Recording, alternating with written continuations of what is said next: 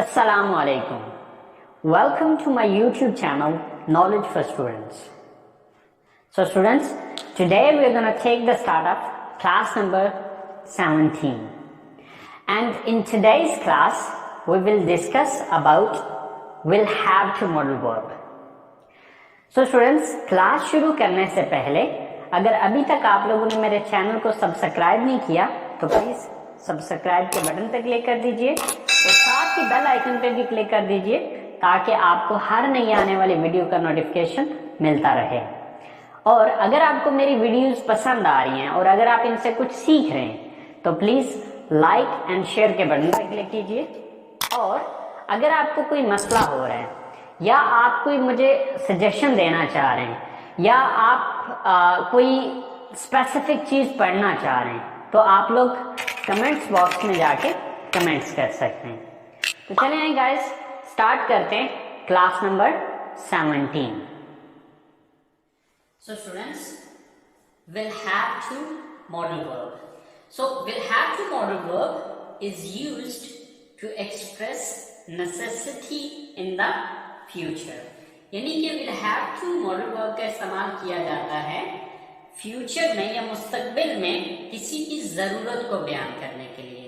यानी कि हम यहाँ पर ये कह सकते हैं कि ये हैव टू और हैव टू मॉडल वर्ब का फ्यूचर है।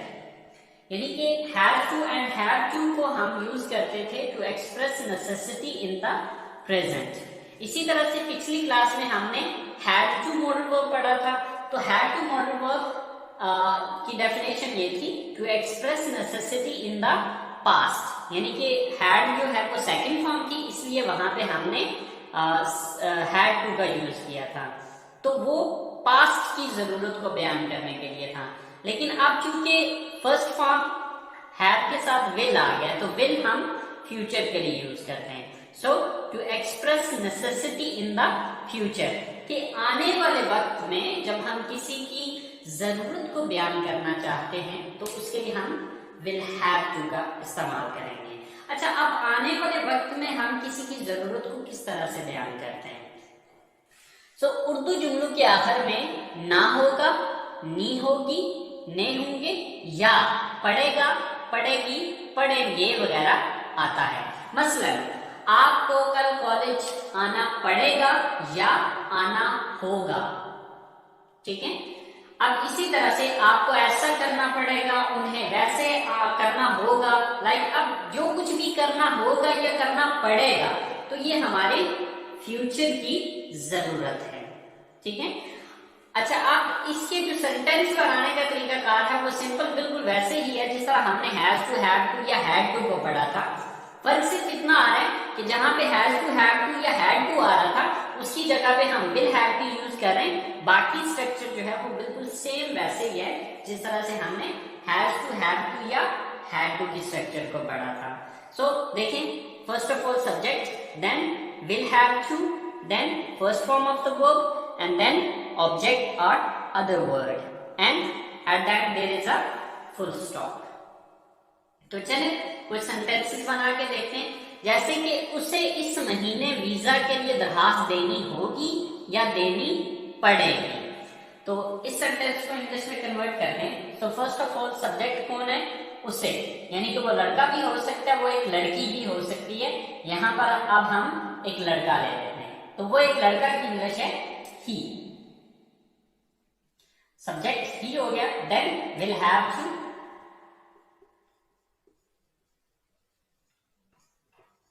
he will have to, then वो क्या है यहां पे? दरखास्त देना, apply. he will have to apply। किस चीज के लिए अप्लाई करना है? वीजा के, for visa. He will have to apply for visa इस महीने, this month।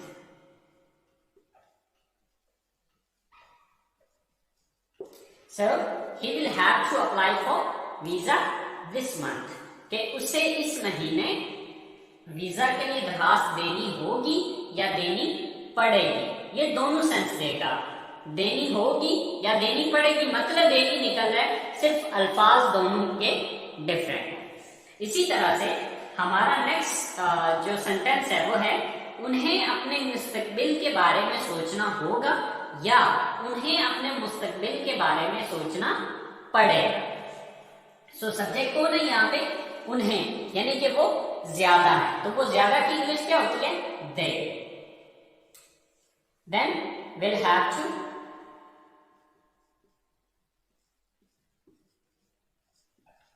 They will have to. अब यहां पर वर्ब क्या है? वर्ब है सोचना, think. They will have to think. किस बारे में सोचने की बात हो रही है? अपने मुस्तकबिल के बारे में। तो अब अपने की English their. They will have to think, sorry, about there.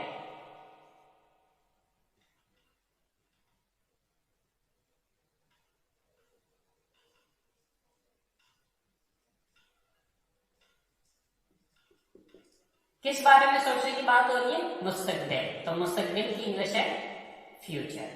So they will have to think about their future, कि उन्हें अपने मुस्तकबिल के बारे में सोचना होगा या उन्हें अपने मुस्तकबिल के बारे में सोचना पड़ेगा। हमारे पास लास्ट सेंटेंस है कि मुझे अपने घर वालों को इस बारे में बताना होगा या बताना पड़ेगा। सो सब्जेक्ट कौन है यहाँ पे? मुझे, यानी कि मैं यहाँ पर सब्जेक्ट हूं, तो मैं की इंग्लिश है I. Then will have to, I will have to. वो क्या है यहाँ पे? बताना, चल। आई विल हैव टू चल। किसे बताने की बात हो रही है? अपने घर वालों को, यानी कि अब मेरे घर वालों को, my family. So I will have to tell my family. मुझे अपने घर वालों को बताना होगा या बताना पड़ेगा। किस बारे में? इस बारे में, about this. So I will have to tell my family about this. कि मुझे अपनी फैमिली को इस बारे में बताना पड़ेगा। सो स्टूडेंट्स, अगर आप पिछले सेंटेंसेस को देखें तो सिर्फ जो डिफरेंस आ रहा है वो सिर्फ मॉडल वर्ब का डिफरेंस आ रहा है। बाकी सेंटेंस जो है वो सेम एज इट इज, जिस तरह पिछली सेंटेंसेस के अंदर हम पढ़ के आए हैं, बिल्कुल वैसे ही बनते हैं। सो आई होप सो आप लोगों को पॉजिटिव सेंटेंसेस की समझ आ गई होगी, लेकिन फिर भी अगर कोई कंफ्यूजन होता है तो प्लीज आप लोग कमेंट्स बॉक्स में जाके कमेंट्स कर सकते हैं। तो चलें बात करते हैं अब हम इसके नेगेटिव सेंटेंसेस की। सो स्टूडेंट्स, नेगेटिव सेंटेंसेस को बनाने के लिए हम सिंपल ये करेंगे कि विल के बाद नॉट लगा देंगे। बाकी स्ट्रक्चर बिल्कुल वैसे ही है जिस तरह हमने पॉजिटिव सेंटेंसेस बनाए हैं। तो अगर आप पिछले पॉजिटिव सेंटेंसेस की स्ट्रक्चर और इस स्ट्रक्चर को देखें तो आपको डिफरेंस सिर्फ नॉट का नजर आएगा, और यहां पर हम नॉट लगा रहे हैं विल के बाद। Will not have to, subject plus will not have to plus first form plus object और other word plus full stop. अच्छा, अब स्पीकिंग के अंदर आप विल नॉट का शॉर्टकट वोंट यूज कर सकते हैं। ठीक है, बोलने में अगर आप यूज करना चाहें तो विल नॉट का शॉर्टकट है won't. Okay, won't have to. तो चलें देखते हैं, हमारे पास कुछ सेंटेंसेस हैं, जैसे कि उन्हें अपना शनाख्ती कार्ड लेने के लिए इस्लामाबाद नहीं जाना होगा या नहीं जाना पड़ेगा। सो सब्जेक्ट कौन है? उन्हें, यानी कि वो ज्यादा है। So they.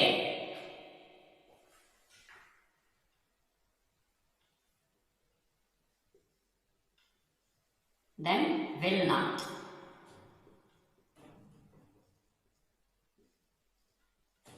Have to. They will not have to. वो क्या है यहाँ पे? लेने के लिए जाना। ठीक है, अच्छा अब यहां पर एक और पॉइंट आपने ज़हन में रखना है कि समटाइम्स ऐसा होता है कि किसी एक सेंटेंस के अंदर दो वर्ब्स आ जाते हैं। अब देखिए यहाँ पर लेने के लिए ये भी वर्ब है, जाना भी वर्ब है। तो यहाँ पर आपने एक पॉइंट ध्यान में रखना है कि अगर किसी जुमले के अंदर दो वर्ब्स आ रहे हैं, ठीक है, तो आपने ये ध्यान में रखना है कि जो उर्दू में दूसरे नंबर पे वर्ब आ रहा है वो इंग्लिश में पहले नंबर पे आएगा, और जो उर्दू में पहले नंबर पे आ रहा है वो इंग्लिश में दूसरे नंबर पे आएगा। मतलब अब यहाँ पर वर्ब हमारे पास लेना और जाना दो वर्ब्स है, ठीक है। अब ये उर्दू में पहले नंबर पे आ रहा है तो इसका मतलब है ये इंग्लिश में दूसरे नंबर पे आएगा, और ये उर्दू में दूसरे नंबर पे आ रहा है तो अब हैव टू के फौरन बाद जो है वो हम जाना की इंग्लिश लगाएंगे। So they will not have to go, ठीक है। अब कहां जाने की बात हो रही है? Islamabad, go to Islamabad.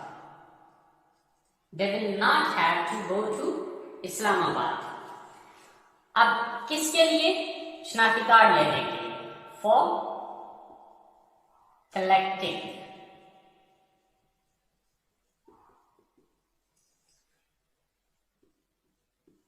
ID card.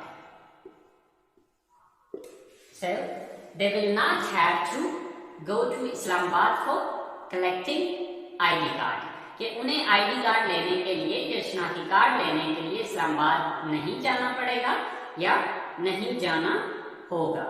Next sentence है, मुझे हर रोज क्लास लेने के लिए कॉलेज नहीं जाना होगा या नहीं जाना पड़ेगा। सो सब्जेक्ट कौन है यहाँ पे? मैं, I, then will not have to,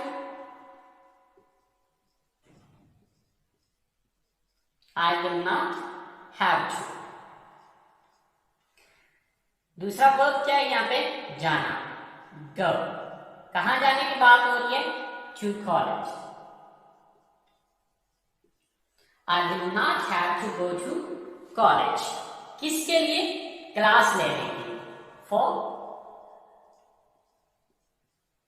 taking class।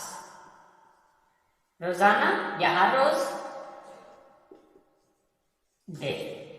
So I will not have to go to college for taking class daily, कि मुझे हर रोज क्लास लेने के लिए कॉलेज नहीं जाना होगा या नहीं जाना पड़ेगा। नेक्स्ट सेंटेंस है हमारे पास, आपको इस महीने बिजली का बिल अदा नहीं करना होगा या नहीं अदा करना पड़ेगा। सब्जेक्ट कौन है? आप, you, then will not have to.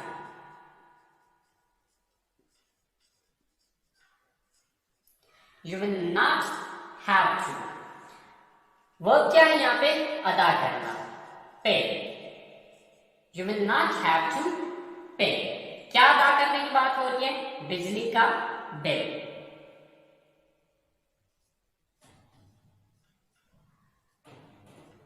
Electricity bill. इस महीने, this month.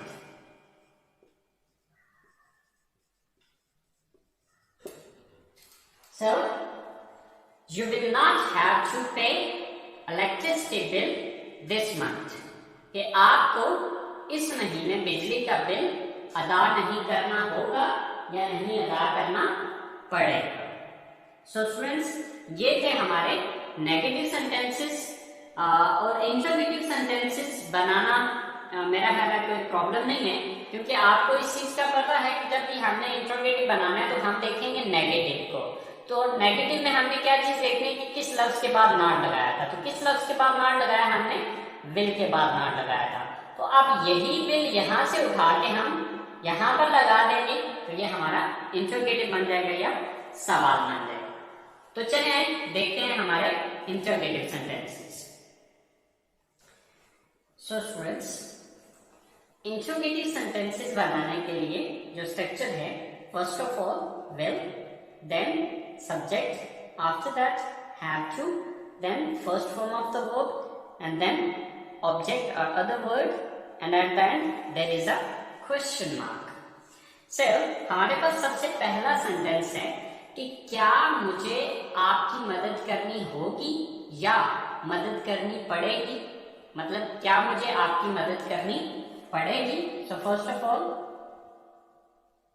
Will, then subject कौन है, मैं, क्योंकि मदद मैंने करनी है। So I will, I, then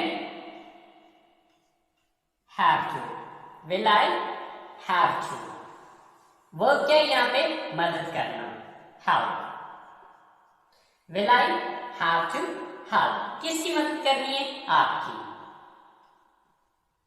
you, will I have to help you, क्या मुझे आपकी मदद करनी होगी या क्या मुझे आपकी मदद करना पड़ेगी।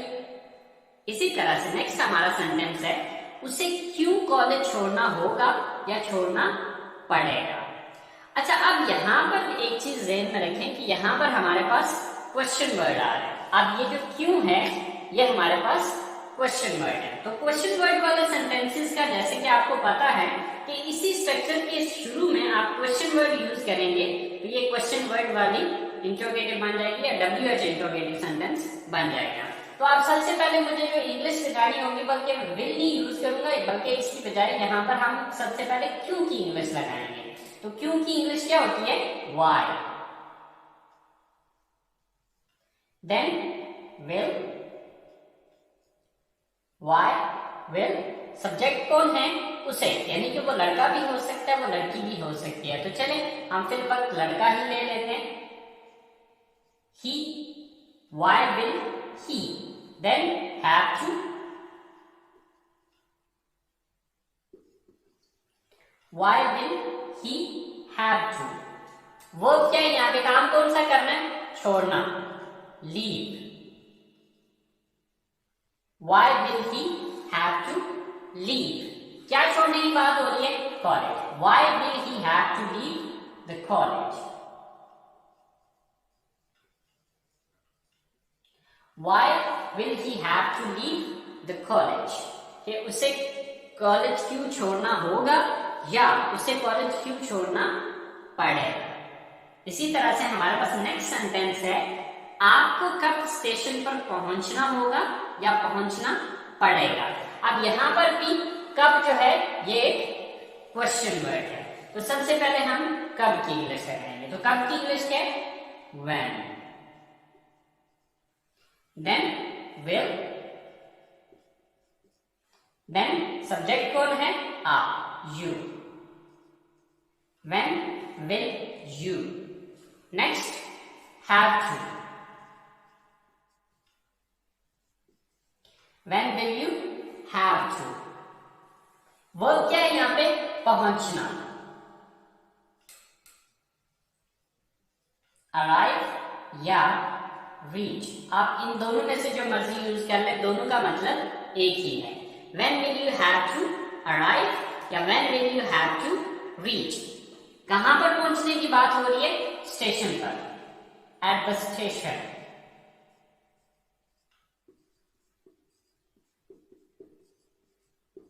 so when will you have to arrive at the station, कि आपको कब स्टेशन पर पहुंचना होगा या आपको कब स्टेशन पर पहुंचना पड़ेगा। लास्ट सेंटेंस है हमारे पास, क्या हमें इंग्लैंड जाने से पहले इंग्लिश सीखनी होगी या सीखनी पड़ेगी।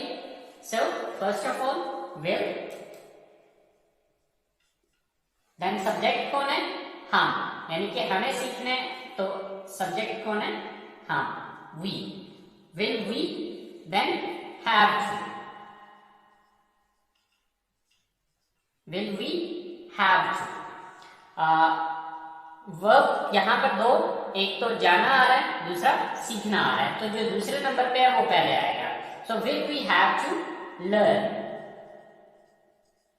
will we have to learn, क्या सीखने की बात हो रही है, English, will we have to learn English, क्या हमें इंग्लिश सीखना होगी या सीखनी पड़ेगी। इंग्लैंड जाने से पहले, बिफोर, पहले की इंग्लिश क्या है, before, before going to England,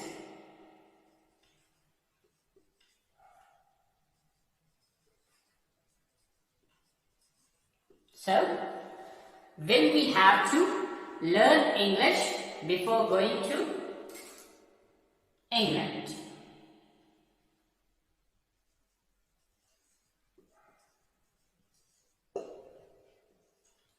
So students, ये हमारे नेगेटिव सेंटेंसेस हैं, सॉरी इंट्रोगेटिव सेंटेंसेस हैं. सो आई होप सो आपको इंट्रोगेटिव सेंटेंसेस की भी समझ आ गई होगी और विल हैव टू मॉडल आपको क्लियर हो गया होगा कि फर्क सिर्फ इतना आ रहा है कि has to and have to हम मौजूदा वक्त की नेसेसिटी के लिए इस्तेमाल कर रहे हैं. हैव टू मॉडल वर्ब जो है वो हम सेम इसी मकसद के लिए इस्तेमाल कर रहे हैं, लेकिन फर्क सिर्फ इतना है कि वो हम पास्ट के सेंस में यूज कर रहे हैं, क्योंकि हैव जो है वो सेकंड फॉर्म है और सेकंड फॉर्म हम हमेशा पास्ट में यूज करते हैं. इसी तरह से आज जो हमने डिस्कस किया वो हमने डिस्कस किया विल हैव टू. अब विल हैव टू भी सेम उसी पर्पस के लिए इस्तेमाल हो रहा है जिस पर्पस के लिए हैज टू या हैव टू यूज हो रहा था, लेकिन फर्क सिर्फ इतना है कि ये फ्यूचर के लिए इस्तेमाल किया जाएगा कि अगर आपने फ्यूचर में किसी की जरूरत को बयान करना है तो उसके लिए हम विल हैव टू का यूज करेंगे. आई होप सो स्टूडेंट्स ये बात आपको समझ आ गई होगी, लेकिन फिर भी अगर आपको कोई मसला हो रहा है तो प्लीज आप लोग कमेंट्स बॉक्स में जाके कमेंट्स कीजिए. इंशाल्लाह मैं आप लोगों को गाइड करूंगा. ठीक है, तो अगली क्लास तक के लिए मुझे इजाजत दीजिए. इंशाल्लाह आपसे मुलाकात होगी क्लास नंबर 18 में. सो अपना बहुत सारा ख्याल रखिएगा. अल्लाह ने